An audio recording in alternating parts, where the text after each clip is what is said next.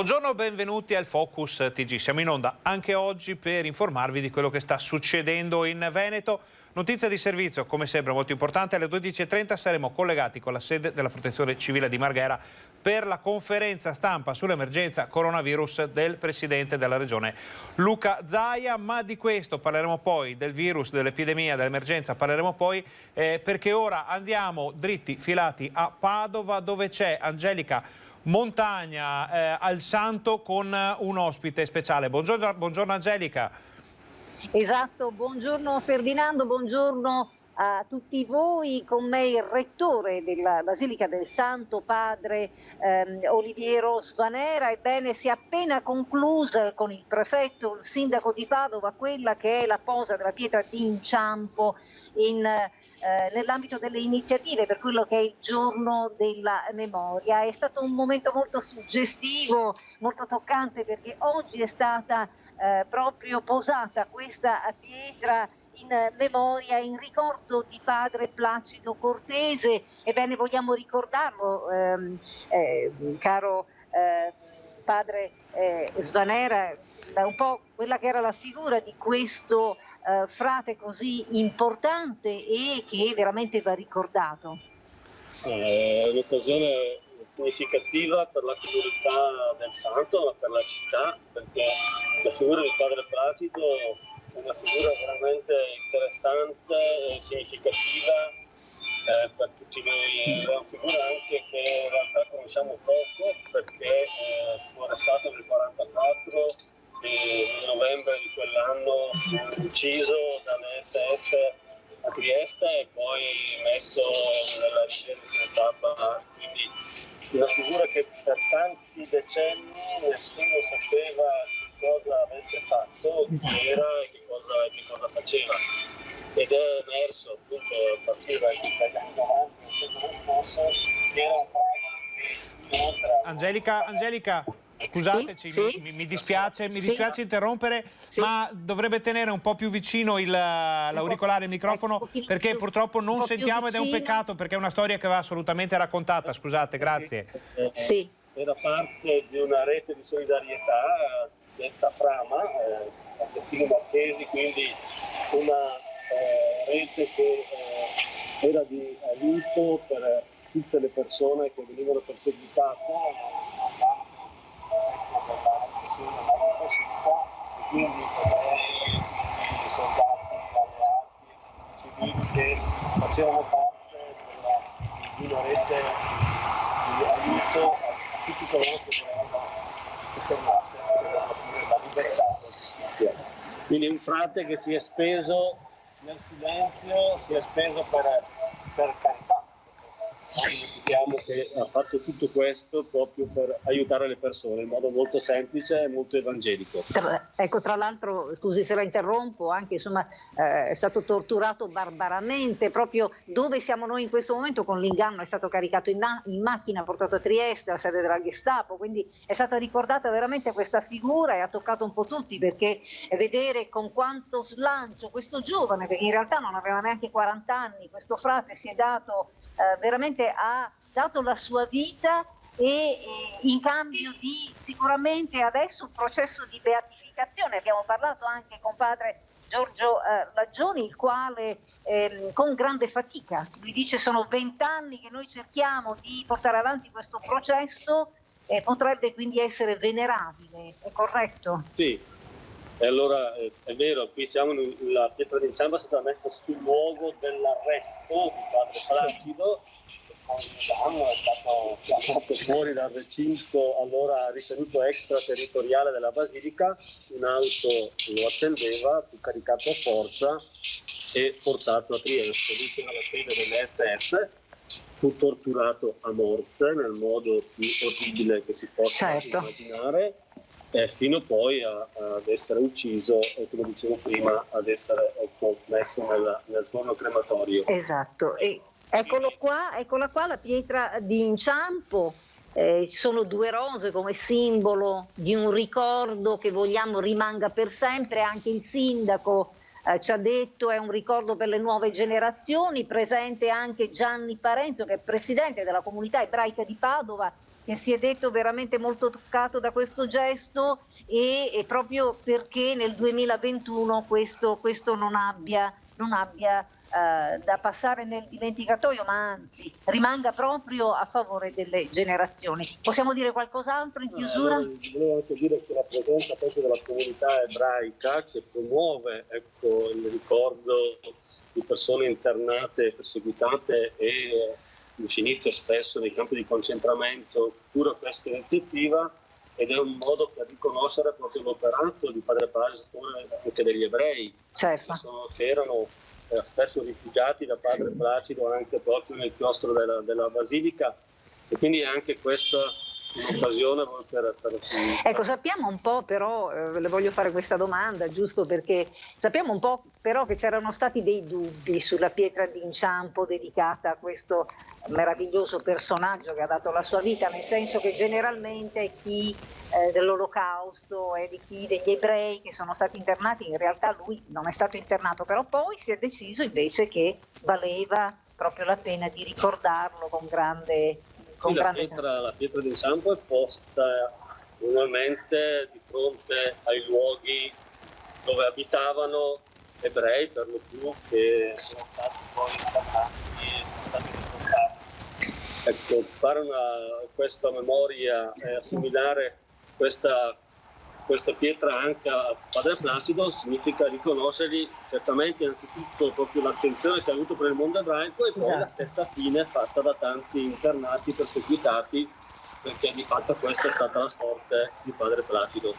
Le rose rosse indicano ovvio anche il senso del martirio di Padre Placido, e qui in un luogo anche significativo vicino alla piazza dedicata a San Massimiliano Kolbe, che conosciamo, martire di Auschwitz, che ha dato la vita per salvare un'altra persona per cui lui ha accettato di essere sostituito. Che è diventato santo. Molto bene. Esatto. Certo. Questo è l'auspicio, come diceva, anche per quanto riguarda il nostro Padre Placido. Benissimo, quindi io vi restituisco la linea perché noi dobbiamo correre in farmacia della dottoressa Zennaro, che è presidente Federfarma di Padova, che ieri è stata rapinata con un uomo con una siringa, sono positivo, è entrato a un buttino di 380 euro, ma insomma tanta paura, e tutto questo noi ve lo documenteremo nei nostri telegiornali. Grazie. Ringraziamo Angelica Montagna, padre Svanera, grazie, e anche Francesco Rattai per il supporto tecnico.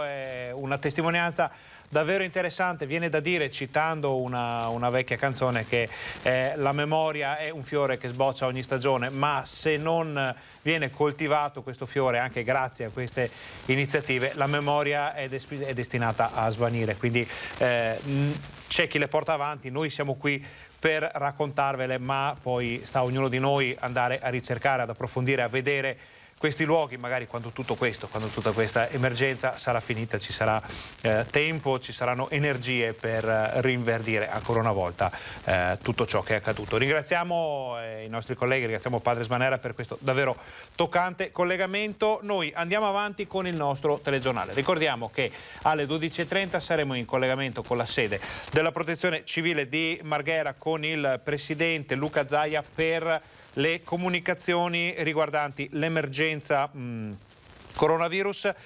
Fra i temi più importanti legati all'emergenza c'è quello dei vaccini, perché sappiamo che se i tamponi, se quelle che sono le consuetudini che ormai portiamo avanti tutti i giorni, come il distanziamento, le mascherine, il gel per le mani, sono uno scudo, i vaccini sono considerati l'arma principale, e diamo un'occhiata all'aggiornamento, lo diamo un'occhiata ma poi lo rivediamo dopo la pubblicità, bene, all'aggiornamento riguardante le vaccinazioni in Veneto, perché sappiamo che c'è stato qualche piccolo problema dovuto alla consegna delle dosi da parte dell'azienda che le produce, e quindi sono un po' rallentate le operazioni.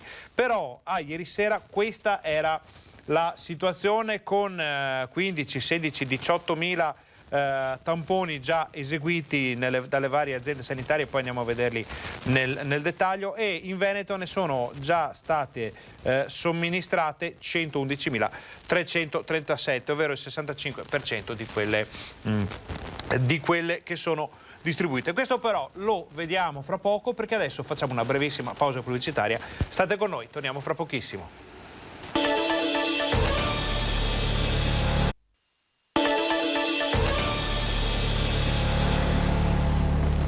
Buongiorno, bentornati al nostro Focus TG. Siamo in diretta anche oggi per informarvi di quel che sta succedendo in Veneto. Notizie di servizio, come sempre alle 12.30 saremo collegati con la sede della Protezione Civile di Marghera, da dove il presidente Luca Zaia farà il punto della situazione. Facciamo adesso il punto della situazione, come abbiamo annunciato prima della pubblicità, sui vaccini, sulla campagna di vaccinazioni anti-Covid. Allora, dicevamo, a ieri sera, quindi al 20 gennaio alle 6:30, erano state somministrate 6.530 dosi nella ULSS 1 Dolomiti, quella di Belluno. Poi nella Marca 16.077, Serenissima e Veneto Orientale, che vanno messe assieme perché veneziane sono praticamente a quota 20.000. Polesana, Rovigo, per motivi di numero di residenti, 7.089, l'ULSS 6 Euganea 18.229, ma a Padova bisogna aggiungere anche le 3.737 dell'azienda ospedaliera dell'Università di Padova, quindi, e anche quelle dell'Istituto Oncologico Veneto. Siamo ben oltre le 20.000 dosi somministrate. Sono 8.006 quelle dell'ULSS 7 Pedemontana, quindi Bassanese e Altopiano, ULSS 8 Verica 12.561, 14.000 per l'ULSS 9 Scaligera. Il totale in regione è di 111.337, ne sono state distribuite 170.000, quindi siamo al 65%. Ricordiamo che c'era stato un rallentamento, ma adesso le operazioni sono ripartite con grande slancio. Le dosi somministrate in Italia sono 1.237.328, ne sono state somministrate finora il 9%. Allora, in Veneto sicuramente questo dato va un po' rivisto, perché sono i totali delle persone vaccinate, forse è la somministrazione prima e seconda, ma è un dato che ci lascia un po' perplessi. Noi torniamo in studio per fare il cosiddetto riassunto delle puntate precedenti. Andiamo a sentire che cosa ha detto Zaia sulla vaccinazione, sull'emergenza coronavirus nell'ultima conferenza stampa disponibile. L'epidemia rallenta in Veneto sia per i contagi che per la pressione sugli ospedali, ma a subire lo stop ora è la campagna vaccinale per la riduzione nella consegna delle dosi Pfizer. Il Veneto, tra le regioni più penalizzate, con un meno 53%, chiede che almeno il taglio sia orizzontale tra le regioni, riequilibrando con la fornitura della prossima settimana. Se abbiamo avuto un taglio del 29% della fornitura, non può essere che il Veneto dà un contributo del 53% del taglio e altre regioni zero. Si prendono tutte le realtà, siccome noi abbiamo una ripartizione che è millimetrica, tagli il 29% a tutti. Questo è perequativo, è mutualistico e anche dà un senso di responsabilità. Oltre ai vaccini, l'altro tema caldo di queste ore è quello delle scuole, con due incognite. Il ricorso al TAR per la riapertura in presenza delle superiori, presentato da un gruppo di genitori, e la riclassificazione delle regioni. Noi dobbiamo vedere intanto la classificazione che ci viene data venerdì, che non è irrilevante come fatto, perché in una classificazione, diciamo, se conferma la zona arancione, è ovvio che una zona arancione è una zona che fino a prova contraria prevede tutta una serie di regole. Dopo aver appreso se il Veneto resterà arancione o tornerà giallo, continua Zaia, decideremo con il Dipartimento Prevenzione sulla riapertura. Poi c'è la questione del ricorso al TAR. Io non mi esprimo, ho il massimo rispetto del giudice amministrativo. Quando sentenzierà andremo a leggerci la sentenza e decideremo come comportarsi di conseguenza. Bisogna vedere il testo della sentenza, capire quali sono le motivazioni, capire quali saranno le eventuali motivazioni. Dopodiché le sentenze si rispettano anche magari ricorrendo al Consiglio di Stato. Una cosa è certa comunque, ribadisce il governatore, in Veneto abbiamo avuto l'innalzamento della curva in correlazione con la riapertura delle scuole. I ragazzi non hanno nessuna colpa, i ragazzi hanno diritto di andare in una scuola in presenza, però lo devono fare in sicurezza. Oggi, a nostro avviso, la sicurezza non è totale. Infine, non è mancata nel punto stampa odierno la polemica politica in relazione alla crisi di governo. Difficile governare con questi numeri, ha detto Zaia, lanciando una frecciata al Premier sul tema dell'autonomia. Il titolo quinto va rivisto, va tolte tutte le competenze allo Stato, perché è giusto che le regioni abbiano la loro autonomia. I paesi che funzionano hanno scelto di dare la competenza ai territori. Avete sentito che il governatore aveva parlato del ricorso durante l'ultima conferenza stampa, e pochi istanti fa è arrivata una notizia qui in redazione. Il TAR del Veneto ha respinto la richiesta di sospensiva. Ce lo fa sapere l'ANSA, che ufficialmente dice: il TAR del Veneto ha respinto l'istanza di sospensiva presentata da 17 genitori contro l'ordinanza del presidente della regione Luca Zaia, che aveva bloccato la ripresa delle lezioni in presenza per le scuole secondarie superiori fino al 31 gennaio. Il giudice della prima sezione del Tribunale amministrativo Maddalena Filippi ha fissato un'udienza in Camera di Consiglio per il giudizio cautelare al 27 gennaio prossimo. Quindi quello che auspicava il presidente Zaia durante l'intervista si è praticamente avverato. Quindi per il momento il TAR ha respinto la richiesta di sospensiva, se ne riparlerà il 27 gennaio. Certo, resta il fatto che questo tema della scuola è di grande importanza, ha grandi ricadute su tutto il Veneto, perché sono tantissime le famiglie che hanno ragazzi da mandare a scuola, con poi ripercussioni sull'apprendimento, sulla scuola stessa, sulla psicologia dei ragazzi. Sicuramente la faccenda non si risolverà molto facilmente, ne parleremo anche nei prossimi telegiornali dei prossimi giorni. Adesso noi facciamo un'altra brevissima pausa, state con noi perché torniamo fra pochissimo.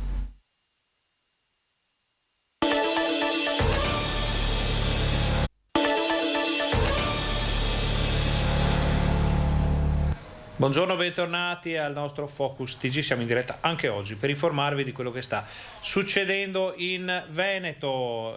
Notizia, ma ormai non è neanche più di servizio, è una certezza. Fra pochi minuti saremo in collegamento con la sede della Protezione Civile di Marghera, che grazie alla regia di Fabio Verini riusciamo a vedere già ora. Manca poco all'inizio della conferenza stampa il presidente Luca Zaia, i microfoni sono già pronti. Zaia arriverà fra pochissimo. Tanti temi come sempre in questo periodo di cui parlare, primo fra tutti quello della scuola, perché come abbiamo sentito poco fa il TAR ha respinto la richiesta di sospensiva avanzata da 17 famiglie, genitori di altrettanti ragazzi delle scuole superiori, in questo caso vicentine, che andavano contro l'ordinanza di Zaia, quella che ha bloccato le elezioni fino al 31 gennaio. Il TAR ha detto no alla sospensiva, se ne riparlerà in un'udienza fissata il 27 gennaio, però per ora non cambia niente. Quindi sicuramente questo sarà un tema che verrà poi discusso durante la conferenza stampa. Poi tante altre cose, vaccini. Prima di andare a sentire Zaia è arrivata adesso un'agenzia che dice: i ritardi nelle consegne del vaccino Pfizer costringono le regioni a rallentare la corsa. Con il caos forniture, la seconda dose è a rischio. Oltre 4.370 persone avrebbero già dovuto ricevere la seconda dose e non l'hanno ricevuta. È quanto segnala il monitoraggio indipendente della Fondazione, che sottolinea come l'indicatore da monitorare non è il totale delle dosi somministrate, ma la percentuale di popolazione che ha completato il ciclo vaccinale. Al 20 gennaio infatti sono state consegnate alle regioni più di 1,5 milioni di dosi, di cui 1.250.000 già somministrate, quindi l'80%, con inevitabile rallentamento negli ultimi giorni.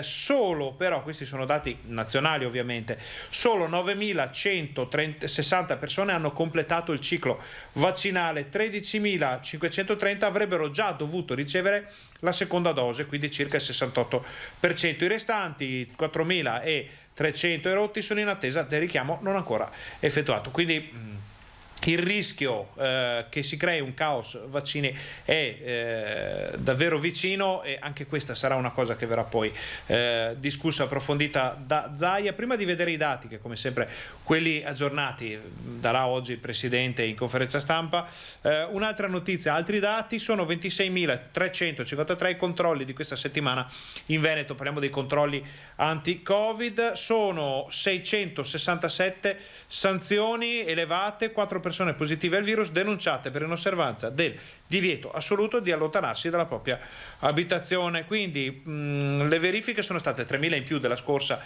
settimana, si parlava di 26.300 controlli, 6.927 esercizi commerciali sono stati controllati, 25 sanzionati, di questi 4 dovranno chiudere la propria attività. in teoria in questa lista dovrebbero essere inseriti anche i locali che hanno aderito all'iniziativa Io Apro 15 gennaio, vi ricordate qualche giorno fa ne abbiamo parlato, c'è stata anche parecchia polemica. Allora, andiamo a vedere i dati report del 20 gennaio, ieri alle 17, segniamoceli perché li potremo confrontare con quelli che darà Zaia fra pochi minuti, fra pochi istanti. Allora, in Veneto a ieri sera c'erano 54.667 persone positive ed è un dato davvero fa tirare un sospiro di sollievo, perché stanno scendendo letteralmente a vista d'occhio, i dati scendono di migliaia di unità a ogni nuovo bollettino. Solo, per modo di dire, naturalmente lasciateci dire solo, ma in realtà il dato buono sarà solo quando sarà zero il numero delle crescite, quindi 598 casi in più rispetto all'ultima rilevazione. Abbiamo polverizzato purtroppo quota 300.000 con 302.084 persone positive al coronavirus, 8.336 decessi in Veneto dall'inizio dell'emergenza coronavirus. Cresce però, ed è una buona notizia, il numero delle persone che si sono negativizzate, 239.081. Scendiamo nella seconda parte della tabella, in attesa che Rivizaia dovrebbe arrivare fra pochi istanti, quindi pronti a dare la linea a Marghera. Sono 2.487 le persone ricoverate in area non critica, di cui solo 459 negative e 339 invece le terapie intensive impegnate, con 313 positività. Quindi la terapia intensiva è sempre molto complicata sia come dato sia come gestione, però sono 68 in meno i ricoverati in area non critica, questa è un'altra informazione importante. 2 le persone ricoverate in meno in terapia intensiva, quindi altre dimissioni e terapie intensive che purtroppo restano in quota come numero, perché vediamo 339 non sono scese di tantissime unità, ma lo sappiamo bene che è un dato che resterà alto per qualche tempo ancora, perché il cosiddetto abbrivio in seguito alla diminuzione dei casi si spegne per ultimo il dato delle terapie intensive e si spegne poi il dato dei decessi. Abbiamo 38 morti nel pomeriggio di ieri, sono meno del giorno prima, sono meno dei giorni precedenti, però saremo finalmente salvi solo quando questo numero scenderà a zero insieme al numero dei nuovi positivi. Allora, questa tabella che abbiamo appena visto conferma tutto quello che anche noi di Rete Veneta vi facciamo sapere da giorni, ovvero che la curva è in calo, sta facendo notare una flessione ormai decisa. Eravamo a 90.000 positivi attuali qualche giorno fa, adesso siamo già a 54.000, eravamo a, potremmo sbagliarci, 400 terapie intensive impegnate dopo Natale, siamo a 339, quindi il numero sta calando molto lentamente, ma sta calando invece più velocemente il numero dei ricoverati in area non critica, ovvero persone che sono ricoverate in ospedale ma non hanno bisogno delle cure della terapia intensiva.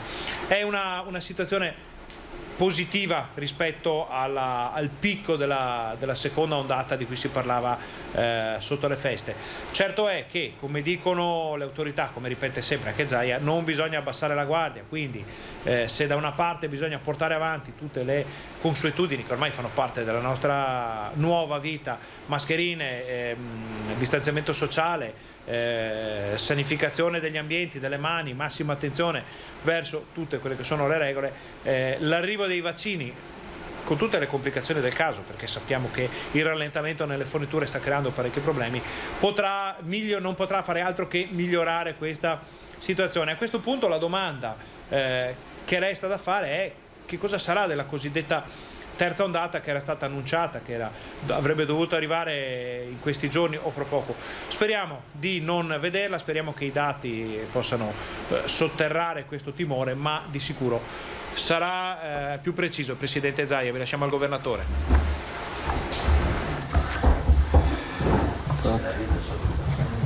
Perché? Sotto la mascherina. Prego. Buongiorno a tutti innanzitutto.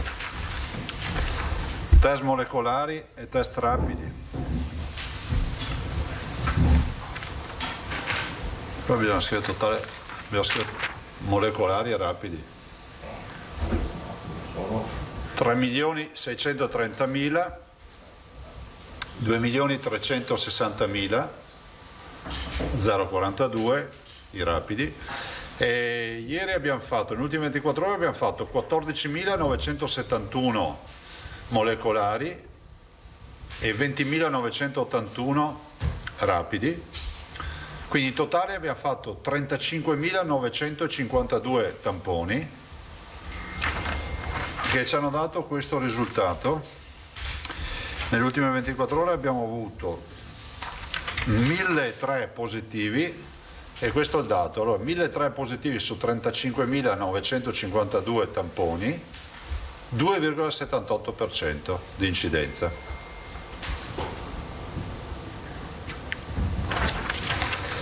Il numero di positivi dall'inizio sono 302.000, 4,89. Oggi siamo a 53.557. Di fatto stiamo dimezzando la presenza di positivi oggi in presenza con le negativizzazioni. I ricoveri totali sono 2.798. Se pensate che eravamo a 3.004 vuol dire 600 letti svuotati. I 2.798 sono così ripartiti: 2.465 nell'area non critica, abbiamo dimesso 95 persone, e 333 in area di terapie intensive, abbiamo dimesso 5 persone. I deceduti sono 8.364 più 108 purtroppo, e purtroppo questa è la coda dell'infezione e la curva dell'infezione che diciamo calerà per ultima, no? Lo dicevamo sempre, no? Abbiamo prima il ricovero in area non critica, poi sale le terapie intensive e poi cominciano i decessi, quindi la parte che calerà purtroppo per ultima sarà quella dei decessi. I dimessi in totale sono 13.323, 140 anche ieri.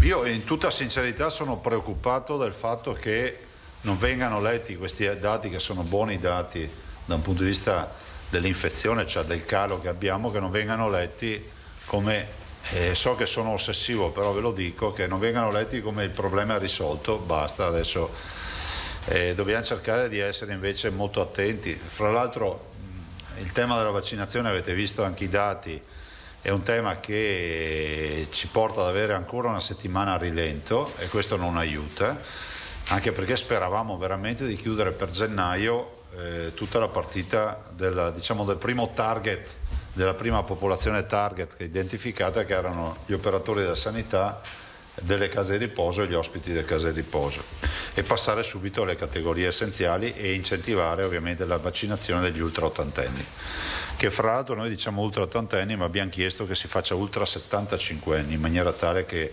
diciamo lo spettro d'azione sia ancora più importante. Quindi l'invito ai cittadini che faccio è quello di usare la mascherina, di avere assolutamente massima attenzione per evitare gli assembramenti, e questo lo possiamo fare, e di capire che il virus c'è ancora.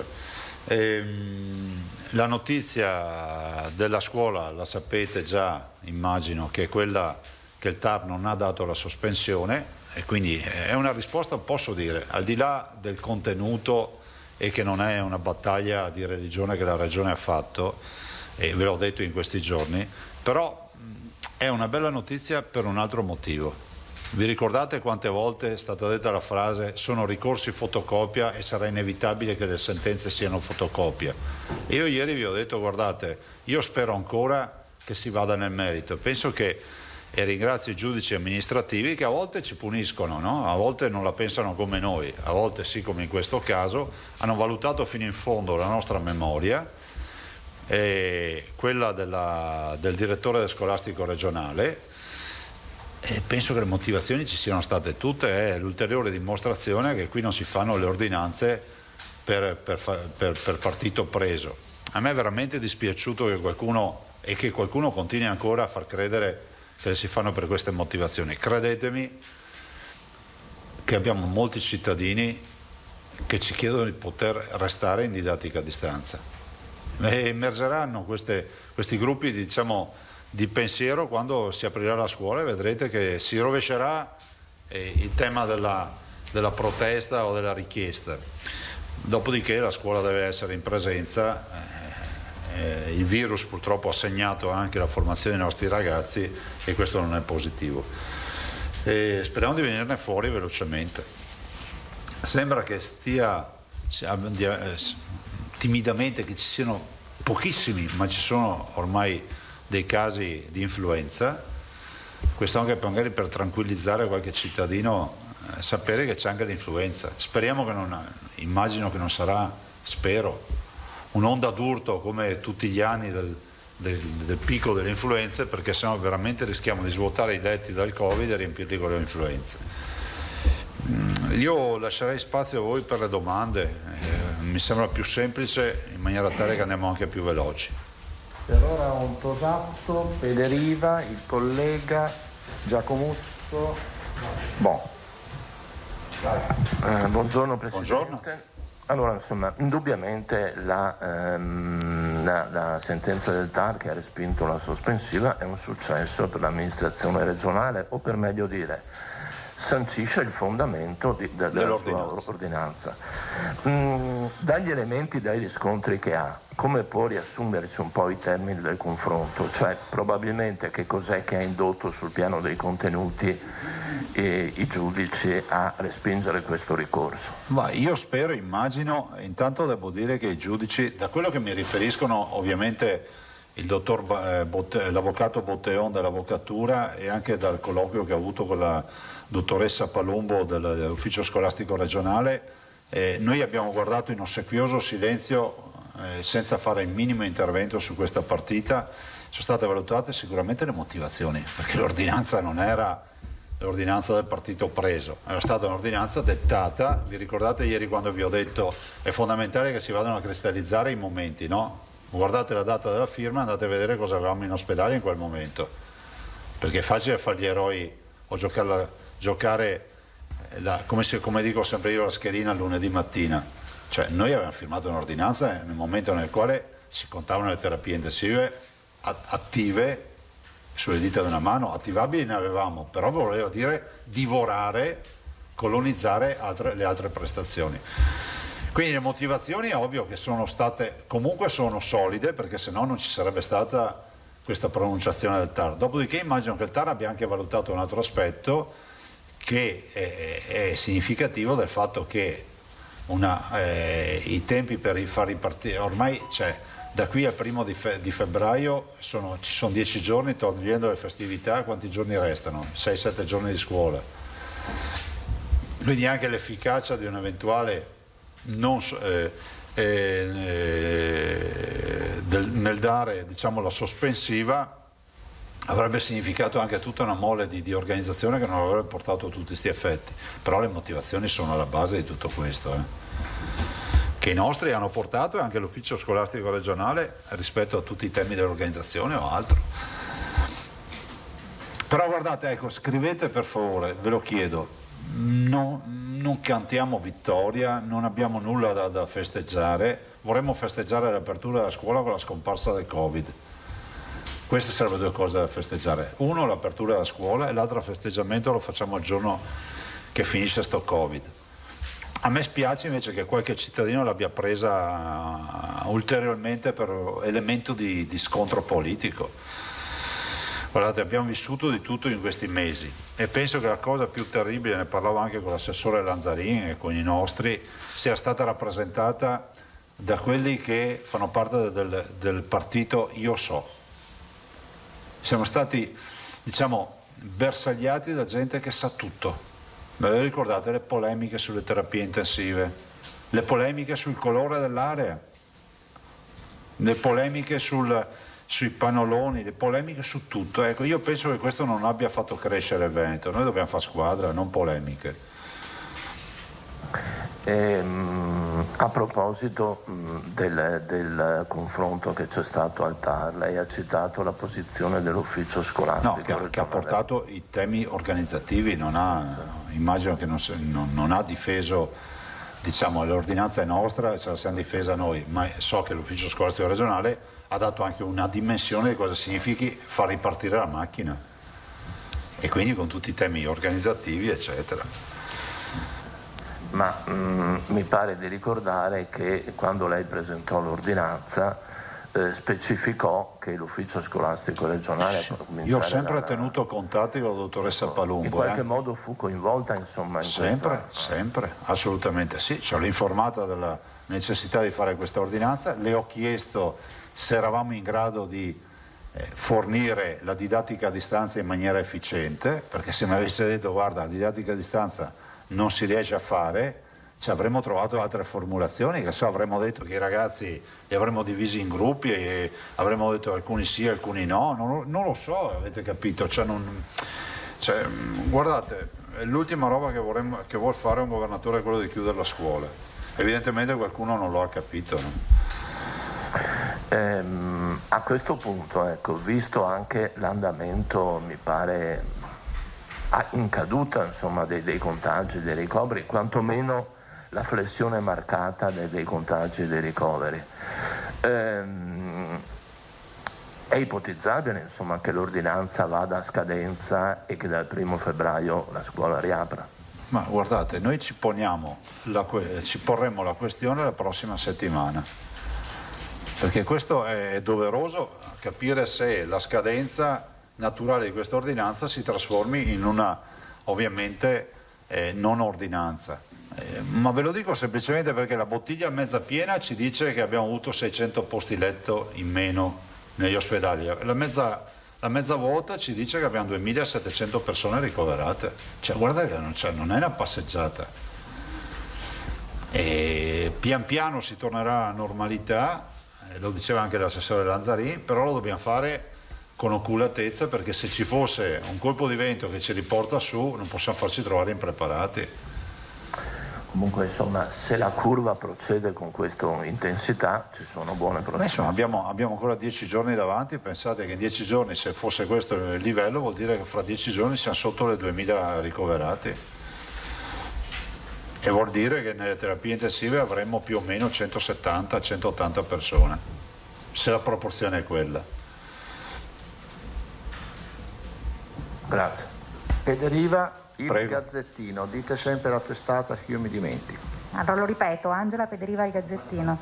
Buongiorno Presidente. Buongiorno. Una lettrice, proprio mentre lei parlava, mi scrive per chiedere se le cose restano così sul fronte scuola, una famiglia può eventualmente rifiutare di mandare il ragazzo a scuola in presenza, o resta la necessità della certificazione della fragilità, appunto, dello studente? Questo è l'altro tema sul quale ovviamente si aprono una serie di ragionamenti che stiamo facendo, però al momento non abbiamo nulla da anticipare, ma è esattamente quello che dice la signora che vi ha contattato, è esattamente quello che ho detto io all'inizio dell'apertura della conferenza stampa. Ho detto: vedrete che nel momento in cui non ci sarà più il problema di andare a scuola, ci sarà il problema di chi non vuole andare a scuola per motivi di fragilità, di genitori magari in casa che sono degli oncologici o ammalati, dei nonni conviventi. C'è tutto un panorama di esigenze sanitarie che deve essere rispettato. Lo spieghiamo a quelli che pensano che basti dire andate a scuola, perché è facile fare gli eroi con la vita degli altri. Vorrei ricordare che se hai a casa un malato oncologico,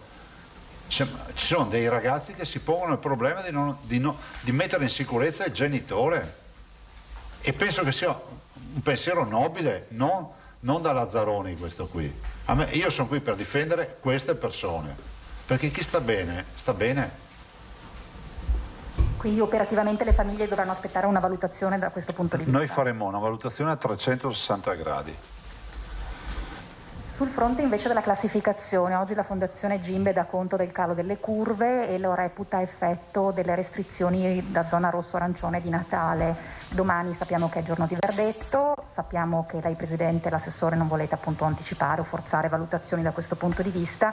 Chiedo solo l'idea di continuare un'altra settimana in arancione come fu per il Friuli Venezia Giulia, cioè 2 settimane prescritte dai termini giuridici dell'ordinanza più una terza di assestamento e valutazione, è improbabile?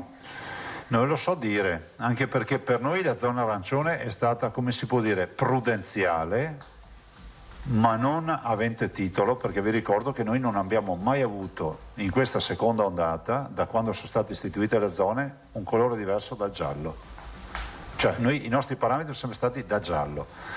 Dopodiché, allora, io penso che il tema del calo possa essere riferito al fattore anche della zona, però voglio ricordarvi che ci sono delle regioni che si sono fatte il periodo natalizio e oggi chiedono di essere in rosso, quindi se è vero per la proprietà transitiva non riesco a spiegarmi la regione, penso alla Sicilia che si è fatta tutte le restrizioni natalizie, ha chiesto prima di andare in arancione e adesso ha chiesto di andare in rosso, allora vuol dire che non hanno funzionato le restrizioni, o le altre 4 regioni che sono andate in rosso.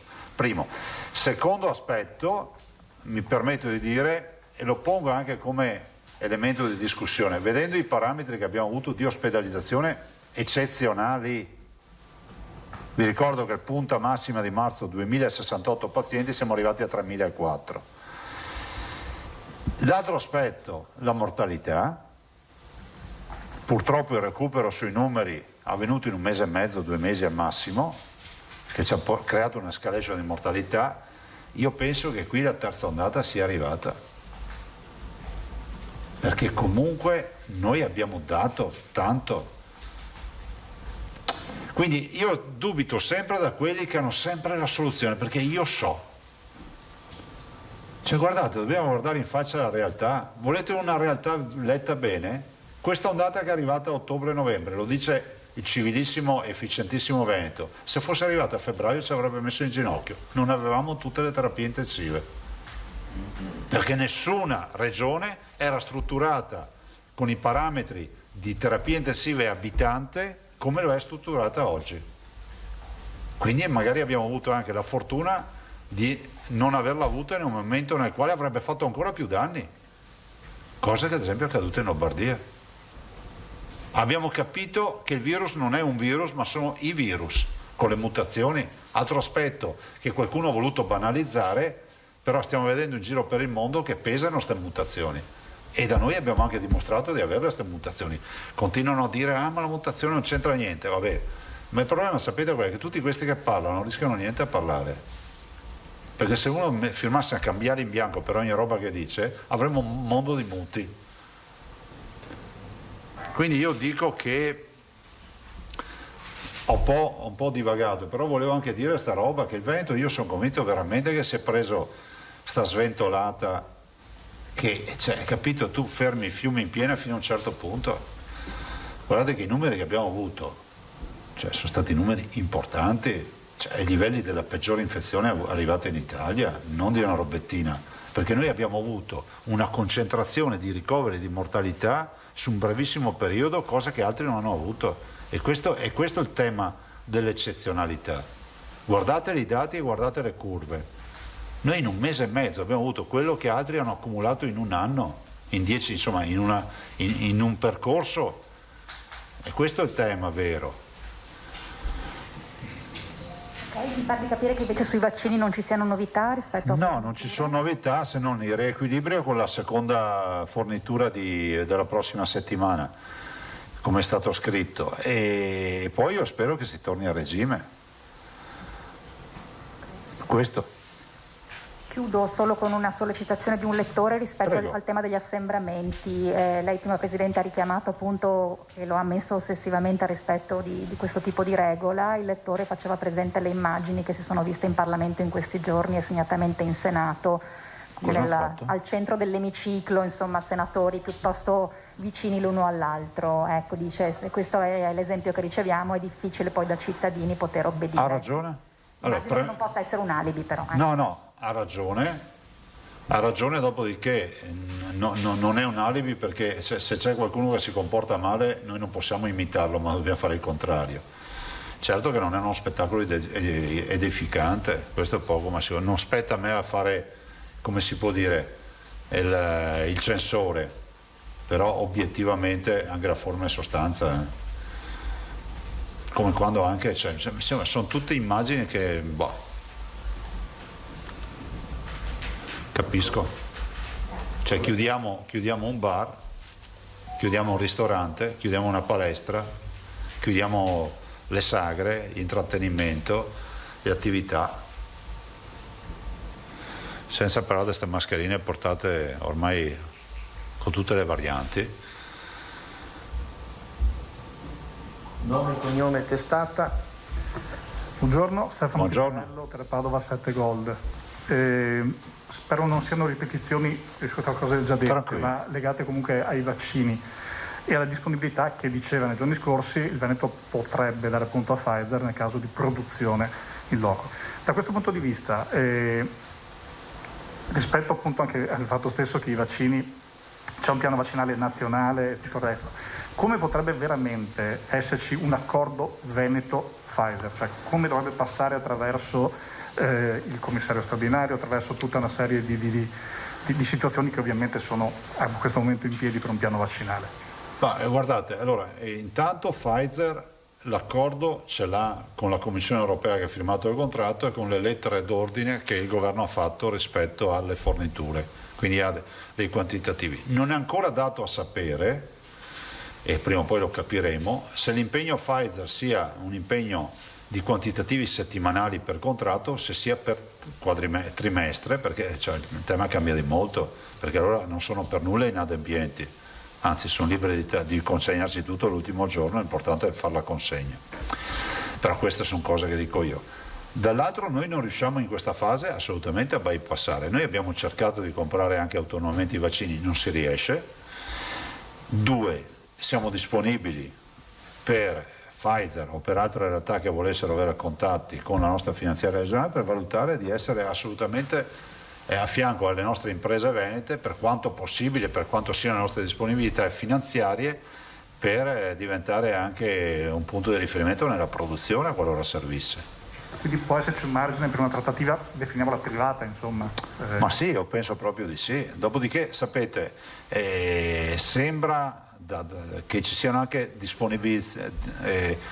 disponibilità di scorte a livello internazionale, però è tutto da capire, perché a me sembra di vedere un po' lo scenario delle mascherine di febbraio-marzo, tutti che avevano mascherine, dopo c'era chi portava lo scatolone vuoto e non c'erano le mascherine dentro, altri che si inventavano mascherine che non erano certificate.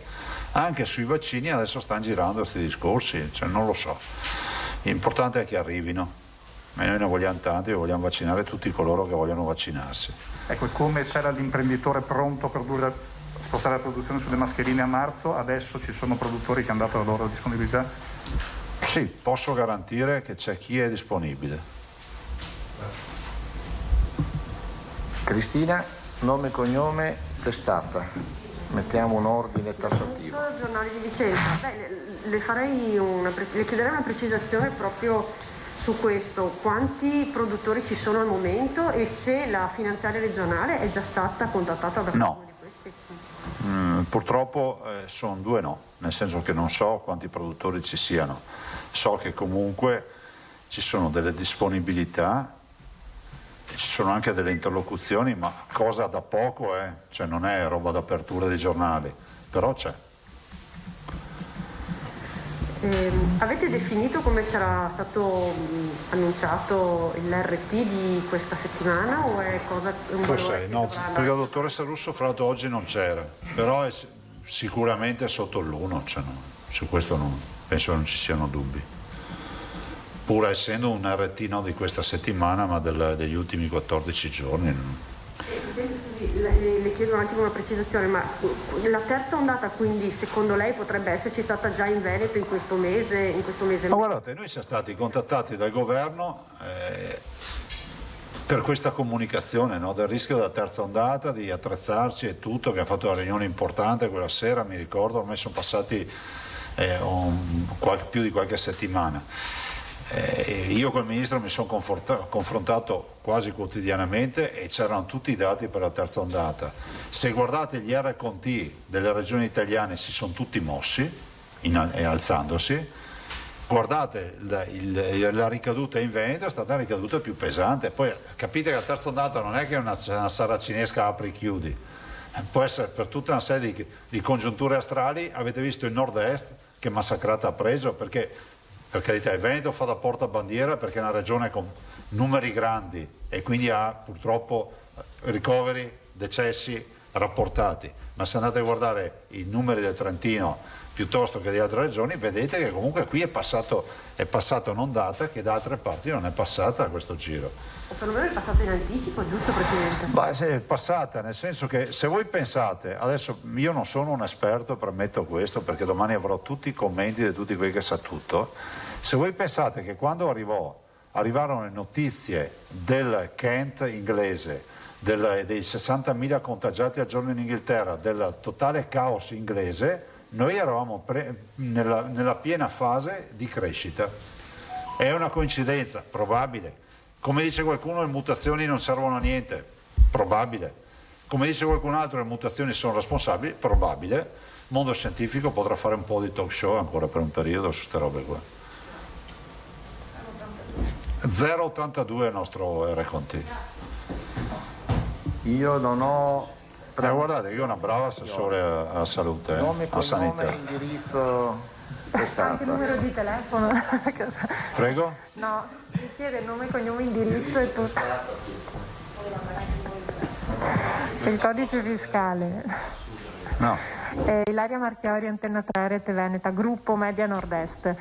Niente, Presidente, solo una cosa, si era già iniziato qualche tempo fa, però stanno continuando le truffe di persone che vanno a suonare i campanelli. Sono stati già segnalati casi a Fusso, Spinea, San Donà di Piave per vendere vaccini anti-Covid e ovviamente le vittime dei raggiri sono sempre soprattutto gli anziani. Può fare anche lei un appello in tal senso? L'appello di non aprire la porta a nessuno, perché non esiste che c'è vendita di prodotti sanitari o farmaci a domicilio, se questo è il problema. Punto.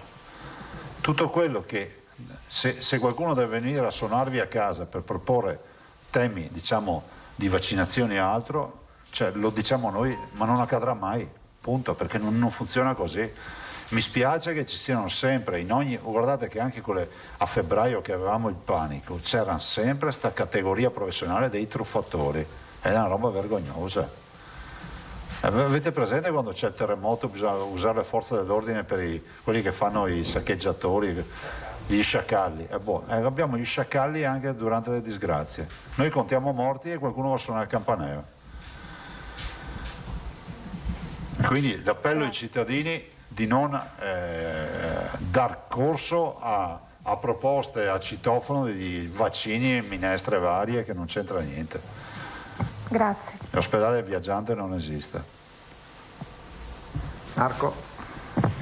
Sì, Bonet, Corriere Veneto. Buongiorno. Approfitto del fatto che è presto per tenerla qui ancora un po', facendo un po' il punto su una serie di partite che avevamo in piedi e di cui un po' si sono perse le tracce. Allora, primo tema, il tema dei test, tamponi rapidi, fai da te, baby tamponi. Abbiamo novità su quel fronte lì, sono andate avanti le sperimentazioni. Sul tampone fai da te, vi invito anche a sentire il dottor Rigoli, la sperimentazione di fatto è conclusa, perché comunque abbiamo fatto l'autorizzazione del comitato etico, perché abbiamo dovuto fare tutto il passaggio del comitato etico e quindi Rigoli mi ha detto che comunque la considera conclusa. Penso che adesso debba mandare tutti gli esiti dei numeri che ha, perché si sono messi in rete più microbiologie, coinvolgendo anche altre realtà regionali, per cui adesso penso che sia solo un fatto di aggregare i numeri e via. E mandarli a Roma, all'istituto nella sezione autosomministrazione. Considerate che c'è interesse zero da parte dei cittadini, è altissimo, perché uno è fai da te, pensate solo al ristorante, ma vedo che da parte istituzionale non ci vedo questo interesse. Deve andare allo Spallanzani o all'istituto superiore? No, parlo in generale, perché no, dico dove devo andare la sperimentazione. Istituto superiore. DSS. Ok, va bene. E altro tema, le varianti. Sì. Abbiamo novità sulle varianti inglesi, sudafricane, cioè in Veneto Stiamo sequenziando. circolano, non circolano? Sì, stiamo sequenziando, Marco, e aggiungo anche un'altra cosa, ve lo dico. Ho visto la vicenda, non so se lo posso dire, ma siccome l'ho chiesto io mi assumo responsabilità, ho visto la vicenda poveri della famiglia che ha avuto i 3 decessi a Mestre, mi sembra, no? Mira. Ho chiesto della sequenziazione dei virus e sono già stati inviati, perché è giusto fare chiarezza su quello che è accaduto, perché non è, cioè, voi capite che 3 familiari che perdono la vita in 18 giorni, dove il più giovane ha 42 anni, cioè vorremmo capire che bestia era sto virus. Abbiamo l'esito di questa Guarda, io ho letto, vi dico anche la verità, ho letto la notizia in agenzia di stampa 2 giorni fa, appena l'ho vista ho detto ma cos'è sta roba? Ho chiamato il dottor Rigoli e ieri mattina mi ha detto che aveva già recuperato i campioni, peraltro cercando anche di vedere un po' anche l'evoluzione di quei campioni. È un fatto scientifico che dobbiamo chiarire per capire cosa sia accaduto. Chiedo scusa, è un caso unico questo? No, ce ne sono anche altri? Ma no, abbiamo il fatto, la sequenziazione, avviato la sequenziazione per l'altro caso della mortalità di un familiare di 48 anni e poi della terapia intensiva degli altri 2 familiari, un 50enne e il genitore. Anche quello lo stiamo vedendo, vi ricordate che vi ho parlato di questo caso? Ovviamente, guardate, sono un po' vago per ovvi motivi, perché è facilmente identificabile, non è stato scritto sui giornali, ma si riesce, basta 2 robe in più, si capisce dov'è, per cui penso sia corretto non dare altre informazioni. Però questo è un caso che non è andato sui giornali e ce l'hanno segnalato. Marco? Ok, grazie.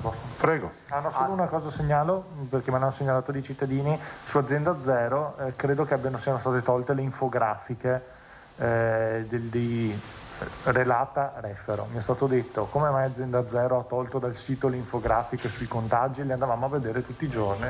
Verifichiamo. Se è così, avranno un problema di manutenzione probabilmente. Sì, anche io ho fatto presente che c'era questo problema di allineamento dei dati, sì. Che poi si è visto anche nei bollettini. No, bene, grazie per la segnalazione.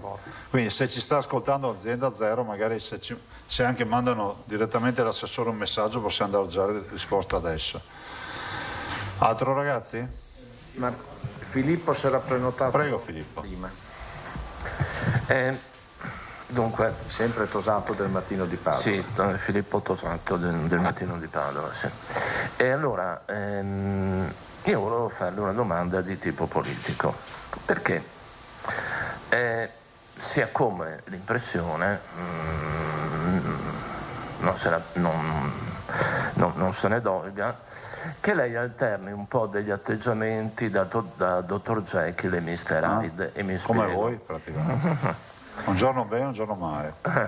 Nel senso che in genere i suoi toni sono dialoganti, concilianti, si lavora con il governo, facciano squadra. Poi ieri, ad esempio, abbiamo visto questa nota firmata dai governatori leghisti, lei incluso, in cui prendete a scudisciate il Presidente del Consiglio, nel senso che gli dite sia responsabile, affronti i problemi, non abbiamo vaccini, non abbiamo il personale medico di rinforzo per i vaccini promesso, faccia il suo dovere anziché cercare i voti di, come si chiama, Ciampolillo, come si chiama, in Parlamento. Non so, sembra un nome spagnolo. L'avete scritto voi in questa nota? Sì, lo so, l'ho letto io. Allora, immagino. Allora, qual è davvero il suo atteggiamento nei confronti del governo? Beh, esattamente quello che ho sempre portato. Quella è una nota di partito, è una nota legittima di governatori che vedono, che noi ovviamente non portiamo a livello istituzionale, che vedono tutto questo dibattito in un momento nel quale noi ci stiamo spaccando la testa contro il muro per trovare i vaccini. Io dico, ma è possibile che nessuno si ponga sta questione? Tutto qua, non c'è nessuna volontà di rissa, però è innegabile che la notizia di queste ore, di questi giorni, sia quella della mancanza di vaccini. Allora, io dico, vabbè tutto, ma però... E poi, scusatemi, L'altro aspetto è che tu non puoi andare in Parlamento per trovare i voti a sputtanare l'autonomia, cioè non esiste, ma non esiste. Non esiste che tu vai in Parlamento a dire che bisogna rivedere il titolo quinto. Ma cosa rivedere il titolo quinto? Vi ripeto, dobbiamo togliere competenze a Roma, altro che rivedere il titolo quinto. O meglio, lo rivediamo togliendo tutte le competenze. Cioè guardate che è stato veramente indelicato quel passaggio. Che sia chiaro che noi non ce la siamo messa via. Cioè appena finita l'emergenza si sappia che noi torniamo in mimetica. Nel senso, in maniera pacifista, per carità, cioè, noi non siamo per la rissa, per i casini, ma noi l'autonomia la vogliamo.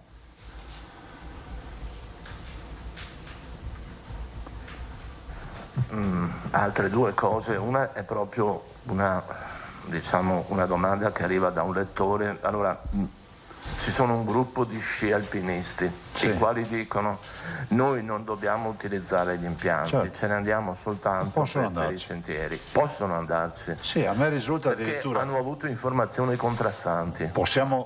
Immagino ci sia anche una FAC, perché comunque anche in zona arancione è previsto il raggiungimento del luogo dove c'è l'impianto per espletare l'attività sportiva. E il luogo dell'impianto è la montagna, no? Cioè, se uno abita a Jesolo, cioè, deve andare.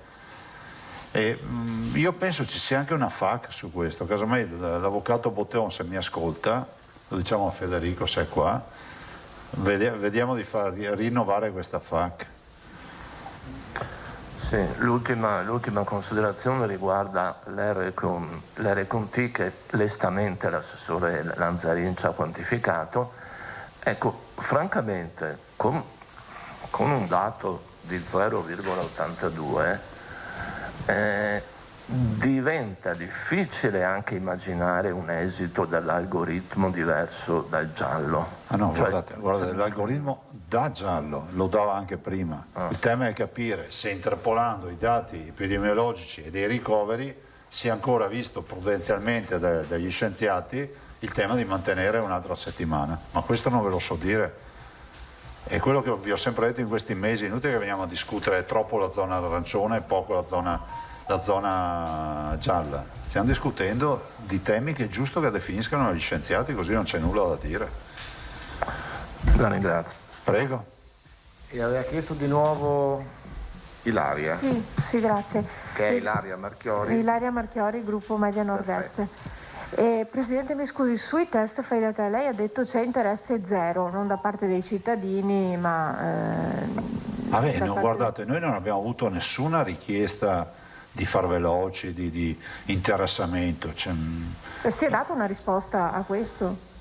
Guardate, non so se sapete, lo stecco fai da te è una soluzione che pone questioni di validazione e queste sono sacrosante, legittime, bisogna essere sicuri, tanto è vero che noi abbiamo dato da provare alle microbiologie. Dall'altro immagino anche che se fossero validati come è accaduto per gli altri test rapidi, si sposta il l'ago della bilancia dal laboratorio al pubblico, no? E quindi immagino che poi ci siano tutta una serie di divisioni rispetto a questo. Certo, io dico sempre, chi aveva il diabete 40 anni fa magari era costretto a farsi fare un prelievo del sangue, oggi si fa la glicemia a casa da solo. Il mondo va avanti. Ad esempio avete visto che nella circolare hanno autorizzato praticamente come ambivalente il test di terza generazione, che sono le macchinette eccetera, con il molecolare, il che significa che comunque il mondo va in progressione. E se pensate che quel microchip che si inserisce nelle macchinette, se invece di metterci la goccia del rilevato dal tampone lo programmi per una goccia di sangue, ti dà l'emocromo. Oggi ancora in alcune realtà si caricano gli anziani in casa di riposo, si portano in pronto soccorso, si fa il prelievo del sangue e poi si riportano in casa di riposo per avere l'emocromo. Cambia il mondo. Noi dobbiamo stare al passo coi tempi e guardate che la vera sfida sarà l'intelligenza artificiale che arriverà su tutta la partita sanitaria. Grazie. Prego. Bene, se non c'è altro... Sia sufficiente, ragazzi? Direi grazie. Andate tutti a mangiare prima oggi. Ecco, a me interessa che sul tema della scuola sia chiaro che noi non stiamo facendo i salti di gioia, non abbiamo vinto nulla, cioè prendiamo atto che la nostra ordinanza aveva, come si può dire, una spina dorsale diritta. E questo è ovvio che fa piacere anche a supporto di tutti coloro che hanno lavorato per scrivere questa ordinanza e hanno portato le motivazioni. Posso solo chiedere una curiosità? Prego. Quanto può aver contato aver citato, diciamo, il parere della Palumbo, della dottoressa Palumbo? Nel senso, nelle altre ordinanze di Lombardia, Friuli e Emilia Romagna le risulta ci fosse... No, la dottoressa non ha espresso un parere, no. È stata sentita. Ecco, ma vi risulta che le altre regioni... Ah sì, hanno sentito dappertutto, sì. Come? Sì. Solo questo. Confermo per il discorso del sito di Azienda Zero, stanno riallenando i dati in base all'ultima circolare. Vabbè, faccio io un'ultima domanda, giusto per non andare a casa troppo presto, perché sennò non vorrei anche che i colleghi magari... Poi i ristoranti sono chiusi. No, è questo tema della fascia, nel senso che mi pare che ad oggi possiamo dire in maniera empirica che le restrizioni funzionano, nel senso che non può essere un caso che ogni volta che entriamo in una fascia di restrizioni poi i contagi calano e appena si allenta si riparte. Allora le chiedo, l'ipotesi che il Veneto possa tornare in area gialla un'altra volta, ovviamente capisco le ragioni di baristi, ristoratori, di tutte le categorie che sono più penalizzate dalla fascia arancione, però lo stesso ragionamento che si fa per la scuola lo si potrebbe mutuare anche per le attività economiche. Allora lei non teme un effetto altalena? Mi spiego, abbiamo avuto le restrizioni a Natale. Ma lo temo tutti i giorni. Cioè non rischiamo che se finiamo in fascia gialla poi tra 15 giorni siamo di nuovo che dobbiamo tornare indietro in arancione e avanti così fino Lo dico tutti i giorni, ma ne viene fuori cosa? Se è vero, e comunque in parte è vero, no? Dopo non sappiamo in che percentuale, che il colore della fascia cambia l'andamento dell'infezione, è altrettanto vero per la proprietà transitiva che il colore della fascia cambia i nostri comportamenti e quindi vuol dire che dipende tutto da noi. Noi potremmo essere, scusate, se il tema è il coprifuoco, l'uso della mascherina, vietare alcune attività per evitare forti assembramenti, vuol dire che alcune regole ce le possiamo dare anche autonomamente, no? Ma sapete gente che scrive quando dico queste robe, dice voi non potete incolpare la popolazione perché tutto... Prego? Sì, ma vi ricordate quante volte lo dicevo? Io addirittura vi dicevo, mesi fa, vi dicevo guardate che per assurdo non serve neanche il colore di fascia, non serve niente, perché basterebbe che tutti... Ve lo ricordate la battaglia che abbiamo fatto per la mascherina? Noi siamo andati avanti mesi a dire di portare la mascherina, oggi ce l'abbiamo tutti, ma non vi dico quanti non erano convinti di portarla, insomma lo sapete anche voi. Presidente, scusa, interrompo per un'altra domanda. Prego. Per quanto riguarda la scuola, un'altra variante, oltre al ricorso al TAR, era il giudizio, il parere anzi, del CTS nazionale. Cosa ne ha fatto il Ministero? Lei diceva sono qui che aspetto. Ma sto ancora aspettando. Ecco, ieri c'è stato un incontro, è saltato? Ieri c'era la commissione salute con il ministro Speranza, ma su tematiche varie, personale, di M70, insomma per iniziare una serie di interlocuzioni in previsioni future, ma non si è parlato di scuola. No, io continuo a dirvi che il Ministro ha chiesto un parere, dovrà il Ministro dire perché lo ha chiesto, primo. Secondo, il parere è stato fatto per il Ministro. Terzo, noi non siamo tenuti a sapere che c'è un parere. Quarto, il parere dice tutto il contrario di tutto, perché dice che bisogna aprire la scuola, che non c'è problema, ci sono problemi per gli studenti, ed è vero, ma poi dice alla fine però ogni realtà regionale in base alla sua situazione valuterà. Una grande elaborazione. Bene, grazie a tutti. Dimmi Filippo. Non ci ha detto nulla circa i vaccini, nel senso che mi sembra che le dosi disponibili siano pressoché esaurite. No, noi stiamo vaccinando le seconde dosi. La prossima settimana andremo sempre con le seconde dosi. Non possiamo attivare la campagna per la prima dose. No, questo però no, noi ce l'abbiamo per le seconde dosi. Va bene. Grazie, buongiorno e buon pranzo allora. Presto.